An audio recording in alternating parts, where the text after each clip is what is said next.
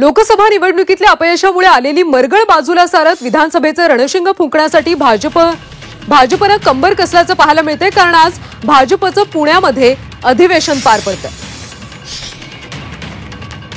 आणि येणाऱ्या असणारे जनसंवादाचे कार्यक्रम, हे जनसंवादाच्या कार्यक्रमाची तयारी सुद्धा या बैठकीमध्ये सांगितली जाईल। अशी चर्चा आहे की काल रात्री अमित शाह, देवेंद्र फडणवीस आणि विनोद साहेब यांची एक सेपरेट मीटिंग झाली। पहाटे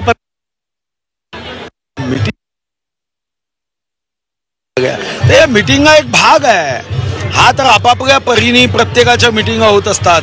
काही व्यवस्थेच्या मीटिंगा आहे, काही बैठका या काँग्रेस राष्ट्रवादीचा म्हणजेच महाविकास आघाडीचा खोटा प्रचार, या खोटा प्रचाराचं उत्तर देण्याची यंत्रणेचा असतो। व्यवस्था ज्या आपल्याला निवडणुकीच्या दृष्टीने करायच्या कमिट्या आहे,